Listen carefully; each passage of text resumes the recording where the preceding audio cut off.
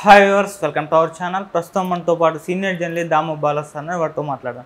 నమస్కారం సార్. నమస్తే.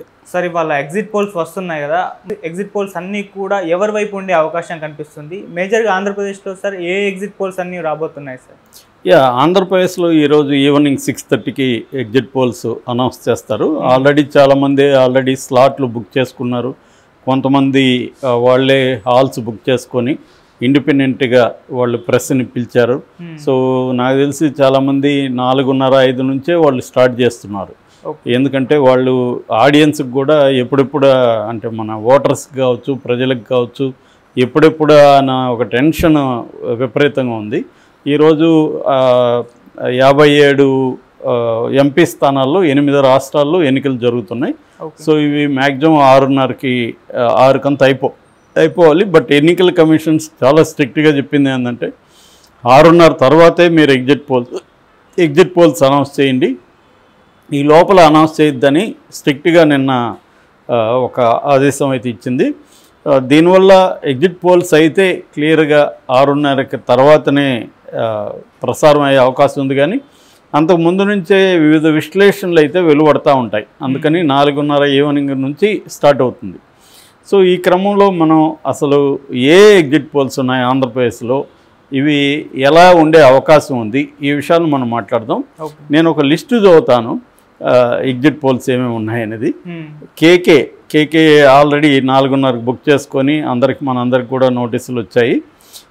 ఆరా మస్తాన్ ఆయన గత కొంతకాలం నుంచి హడావిడి చేస్తూనే ఉన్నాడు. అట్లాగే Naganna survey, Atmasakshi, poll tracker, Bharat politics, political edge, first step solution, Janmat survey, political views, Renuka Pothineni, Chanakya Parthadas, RTV, news arena, Lok poll strategy, political critic, Zee news, school of politics, people's right, pioneer poll, India news, India today, news 18, Times Now, CNN, India TV, APP C voter, ABP, Khurshid Hussain. మొత్తంగా నేను ఇప్పుడు చదివినవి 30 ఉన్నాయి. ఇది నా దృష్టికి వచ్చినవి, రాకుండా కనీసం ఇంకొక 10-20 కూడా ఉండే అవకాశం ఉంది. ఎందుకంటే విపరీతంగా ఎప్పుడూ లేనంతగా ఆంధ్రప్రదేశ్లో ఈసారి అనేక సర్వేలు చేస్తున్నారు.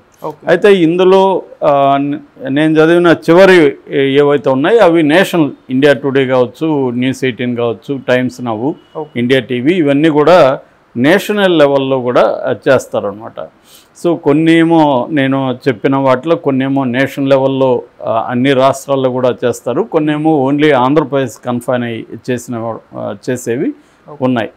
సో ఇప్పుడు ఆంధ్రప్రదేశ్ కన్ఫైన్ అయ్యి స్టేట్ చెప్పేవి ఏవైతే ఉన్నాయో ఇందులో ప్రధానంగా 2గా చీలిపోయే అవకాశం ఎగ్జిట్ పోల్స్లో కూడా ఉంది. ఎగ్జిట్ పోల్స్ కూడా మనకి ఆంధ్రప్రదేశ్ కరెక్ట్ పిక్చర్ని చెప్పుతాయనేది నాకైతే డౌట్గానే ఉంది. ఎందుకంటే ఆల్రెడీ నిన్న కూడా చెప్పుకున్నాం, ఆంధ్రజ్యోతి కూడా రాశారు, రాధాకృష్ణ కూడా ఎగ్జిట్ పోల్స్ని మ్యానిపులేట్ చేయడానికి ట్రై చేయబోతున్నారు. ఎందుకంటే దానికి 2 కారణాలు కూడా ఆయన చెప్పారు. ఒకటేమో తమ క్యాడర్ నీరుగారిపోకుండా, కౌంటింగ్ అప్పుడు ఏజెంట్స్ కావచ్చు, అక్కడ ఉన్న నాయకులు కావచ్చు, నీరుగారిపోకుండా గట్టిగా ఫైట్ చేయాలంటే మనం గెలవబోతున్నాం అన్న ఒక హోప్ వాళ్ళకి క్రియేట్ అవ్వాలి. 2వ కారణం ఏంటంటే అధికార యంత్రాంగం గెలిచే పక్షం వైపే సహజంగా మొగ్గు చూపుతారు.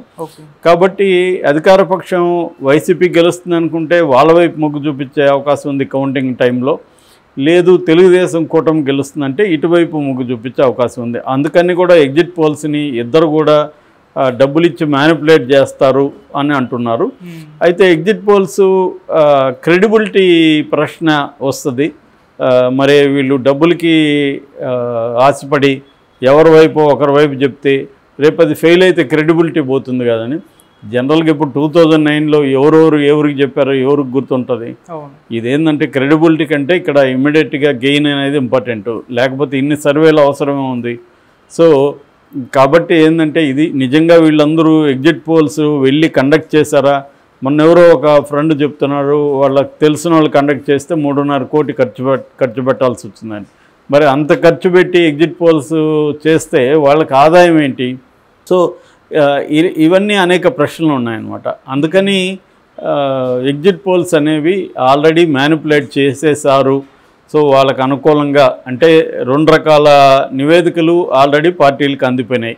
ఒకటేమో ఒరిజినల్గా యాక్చువల్ పిక్చర్ ఇటు తెలుగుదేశం దగ్గరికి వెళ్ళిపోయినాయి, అటు వైసీపీ దగ్గరికి వెళ్ళిపోయినాయి. అంటే యాక్చువల్గా హానెస్ట్గా వాళ్ళు చేసిన సర్వే. రెండోదేమో తమకు అనుకూలంగా మీరు దీన్ని మార్చి లెక్కలు చెప్పండి అని కొంత మ్యానిపులేషన్ జరిగిందని చెప్తున్నారు. సరే, ఇక్కడ వరకు ఆంధ్రప్రదేశ్లో ఎందుకంటే టగ్ ఆఫ్ వార్ ఉంది, కౌంటింగ్ వరకు కూడా వీళ్ళు తామే గెలుస్తున్నామని తమ కేడర్ని కావచ్చు, అధికార యంత్రాంగాన్ని కావచ్చు నమ్మించాల్సిన అవసరం అయితే క్లియర్గా ఉంది. అంతవరకు ఓకే. కానీ నేషనల్ లెవెల్లో సర్వేలు ఏమన్నా కరెక్ట్గా చెప్తాయా చెప్పవా అన్న ఒక ఇది కూడా ఉంది. చెప్తాయేమనే ఒక హోప్ చాలామందిలో ఉంది. అది కూడా మనం గ్యారంటీకి చెప్పలేం. క్లియర్గా నేషనల్లో ఉండే మీడియాలో కూడా బీజేపీదే హవా ఎక్కువ. అక్కడ బీజేపీకి సపోర్ట్ చేస్తున్న రిలయన్సు, అదానీ, ఈ అదానీ అంబానీ ఇద్దరువే మ్యాక్సిమం మీడియా అంతా వాళ్ళిద్దరి చేతుల్లోనే ఉంది, వెళ్ళిపోయింది ఎప్పుడో. సో ఎవరైనా ఇండిపెండెంట్గా చేయాలంటే వాళ్ళకి చాలా డబ్బులు ఖర్చు అవుతుంది నేషనల్ వైడ్గా చేయాలంటే. సో అంత డబ్బులు పెట్టుకొని ఎవరు చేస్తారు ఇండిపెండెంట్గా? కాబట్టి ఏంటంటే ఇవి మ్యాక్సిమం స్పాన్సర్డ్గానే ఉంటాయి. ఎగ్జిట్ పోల్స్కి నిజానికి ఎగ్జిట్ పోల్స్ అనేవి ఆనెస్ట్గా ఉండాలి. ఎందుకంటే ఎన్నికలు అయిపోయినాయి కదా, ఇప్పుడు ప్రజల మైండ్ సెట్ని మార్చాల్సిన అవసరం లేదు. కాబట్టి ఎన్నికలు అయిపోయినాక ఆనెస్ట్గా చెప్పాలి. ఎప్పుడైనా మ్యాక్సిమం ఎగ్జిట్ పోల్స్ నిజాయితీగా ఉండడానికి ట్రై చేస్తాయి. ప్రజలు వాళ్ళకి ఏం చెప్పారో అదే విషయాన్ని మనకి చెప్పడానికి అవి ట్రై చేస్తాయి. కానీ ఇవాళ ఉన్న వాతావరణం ఏమైపోయిందంటే మారిపోయింది కంప్లీట్గా. మారిపోయి ప్రతిదీ తమకు అనుకూలంగా చివరి రక్త బొట్టు దాకా అంటారు కదా, అలాగా చివరి రౌండ్ వచ్చే వరకు కూడా మేమే గెలుస్తున్నాం, లాస్ట్ ఈ ఫస్ట్ రౌండ్లో వాళ్ళకి పడ్డాయి, నెక్స్ట్ రౌండ్లో అన్నీ మాకే, ఇలాగ మాట్లాడుతుంటారు మొత్తం. సో ఇప్పుడు మా ఫస్ట్ ఏమో పోస్టల్ బ్యాలెట్ రాబోతుంది. పోస్టల్ బ్యాలెట్లో ఫర్ ఎగ్జాంపుల్ కూటమికి వచ్చిందనుకో, వైసీపీ వాళ్ళు ఏం చెప్తారు, పోస్టల్ బ్యాలెట్ ఉద్యోగులు కాబట్టి వాళ్ళు వేశారు, మాకు ఎక్కువగా మహిళలు గ్రామీణ ప్రాంతాల్లో వేశారు కాబట్టి మాకే వస్తుందని వాళ్ళు చెప్తారు. ఒకసారి అది కూడా జరుగుతుంది. ఎందుకంటే జనరల్గానే వైసీపీకి అర్బన్ ఓటర్స్ కొంతగా యాంటీగా ఉన్నారు, అట్లాగే యూత్ కొద్దిగా యాంటీగా ఉన్నారు అనేది మనకి వినిపిస్తున్న మాట. సో ఆ రకంగా చూసుకున్నప్పుడు ముఖ్యంగా ఉద్యోగులు వైసీపీకి యాంటీగా ఉన్నప్పుడు పోస్టల్ బ్యాలెట్లో కూడా 5,30,000 ఎంతో ఉన్నాయి. సో అందులో 70% యాంటీ వైసీపీ ఓటే అని ఆరామ్ అస్థాన్ లాంటి వాళ్ళు కూడా చెప్తున్నారు ఆల్రెడీ. కాబట్టి పోస్టల్ బ్యాలెట్ అయితే అలా స్టార్ట్ అయ్యే అవకాశం ఉంది. మరి దీనంతా ఎగ్జిట్ పోల్స్ రిఫ్లెక్ట్ చేస్తాయా, హానెస్టీగా ఉండే అవకాశం ఉందా అనేది మనకు 6:30 తర్వాత మొత్తం ఎగ్జిట్ పోల్స్ ఎన్ని వస్తాయని చూసుకొని మనం దాన్ని బట్టి అనలైజ్ చేయొచ్చు. ఎందుకంటే మనకు తెలిసిపోతుంది ఏ ఎగ్జిట్ పోల్స్. ఎందుకంటే ప్రీ పోల్ సర్వే లిస్ట్ అంతా మన దగ్గర ఉంది. తెలుగుదేశానికి ఎవరు సపోర్టివ్గా మాట్లాడారు, వైసీపీకి గెలుస్తుందని ఏ సర్వేలు చెప్పారో మన దగ్గర లిస్ట్ ఉంది. ఇప్పుడు వాళ్ళు అలాగే చెప్తారా, వాళ్ళు మారితే మనం కొంత అర్థం చేసుకోవచ్చు. సో లేకుండా మళ్ళీ అదే పద్ధతిలో వాళ్ళు చెప్పుకుంటూ వచ్చారనుకో, ఎగ్జిట్ పోల్స్కి ప్రీ పోల్ సర్వేలకి పెద్ద తేడా అయితే కనబడదు. సో ఇది ఏం జరుగుతుంది అనేది మనం 6:30 తర్వాత చూడాలి. అయితే నేషనల్ లెవెల్లో కూడా ఇవాళ ఆతృత ఉంది. ఎందుకంటే నేషనల్ లెవెల్లో ఆల్రెడీ బీజేపీకి చాలా పెద్ద దెబ్బే తగిలేట్టుగా ఉంది అన్న ఇది వినిపెడుతోంది. ఈ మధ్యకాలంలో కూటమికి ఆశలు కూడా బాగా పెరిగాయి. ఎందుకంటే సౌత్లో బీజేపీకి స్ట్రాంగ్గా ఉన్న కర్ణాటక ఫర్ ఎగ్జాంపుల్ 28 సీట్లు ఉండేవి కర్ణాటకలో, ఈసారి 28 ఇండిపెండెంట్కి వచ్చింది, టోటల్గా 26. ఒక జనతాదళకు ఒకటి వచ్చింది, కాంగ్రెస్కి ఒకటి వచ్చింది. కానీ ఈసారి అన్ని వచ్చే అవకాశం లేదు. కాంగ్రెస్కి కనీసం 8 నుంచి 12 కాంగ్రెస్కి వస్తాయని చెప్తున్నారు. సో ఆ రకంగా వచ్చినప్పుడు సౌత్లో వాళ్ళు అనుకున్న 70 టార్గెట్, ఆ 70 వచ్చే అవకాశం లేదు. మహా అంటే ఒక 20-25 కంటే దాటే పరిస్థితి సౌత్లో వాళ్ళకి కనబడాల. నార్త్లో కూడా రాజస్థాన్ కావచ్చు, బీహార్ కావచ్చు, ఉత్తరప్రదేశ్ కావచ్చు, ఇలాంటి చోట్ల వాళ్ళకి బాగా తగ్గిపోతున్నాయి. సో ఇలాంటి కాంటెక్స్ట్లో బీజేపీకి రోజు ట్రెండ్ డౌన్ అవుతా ఉంది. సో అది ఎలా చెప్తుంది అనేది కూడా ఈరోజు మనం చూడాల్సిన అవసరం ఉంది. Okay sir, thank you so much sir.